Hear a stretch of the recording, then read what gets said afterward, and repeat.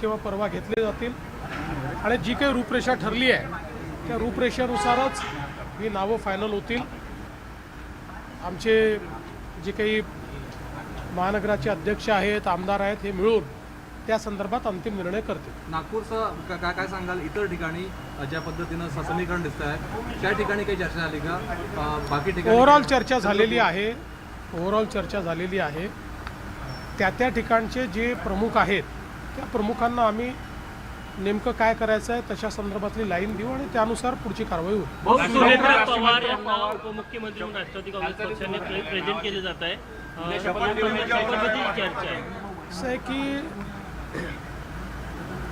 कुठलाही निर्णय जो काही घ्यायचा असेल तो राष्ट्रवादी काँग्रेस पक्ष घेईल आणि राष्ट्रवादी काँग्रेस पक्ष जो निर्णय घेईल त्याच्या पाठीशी आम्ही उभे राहू, सरकार म्हणून आणि भारतीय जनता पार्टी। त्यामुळे मी आत्ता आपल्याला एवढंच सांगू शकतो की अजितदादांचं कुटुंब असेल किंवा राष्ट्रवादी काँग्रेस पक्ष असेल याच्या पाठीशी आम्ही पूर्णपणे उभे आहोत। त्यांचे जे काही निर्णय होतील त्या निर्णयांना योग्य ते समर्थन आमच्याकडनं असेल। राष्ट्रवादी काँग्रेस पक्षाकडनं काही तसा प्रस्ताव वगैरे आला का?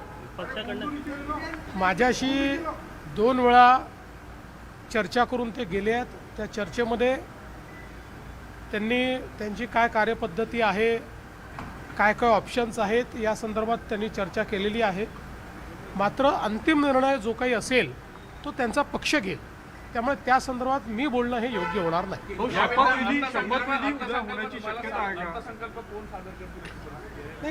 आता तरी असं आहे की अजितदादांनी भरपूर तयारी अर्थसंकल्पाची केली होती।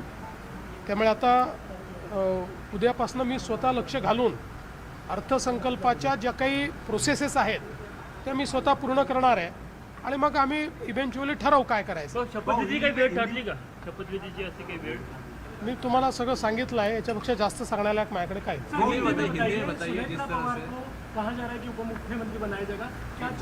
देखिए, कोई भी निर्णय जो होगा ये निर्णय राष्ट्रवादी कांग्रेस पार्टी लेगी। राष्ट्रवादी कांग्रेस पार्टी जो निर्णय लेगी हम उसके साथ खड़े रहेंगे, चाहे वो अजीत पवार जी का परिवार हो या राष्ट्रवादी कांग्रेस पार्टी हो, इनके साथ पूरी ताकत के साथ सरकार के रूप में और भारतीय जनता पार्टी के रूप में हम खड़े। सर, उनके नेता मिलने आए थे आपसे, क्या चर्चा?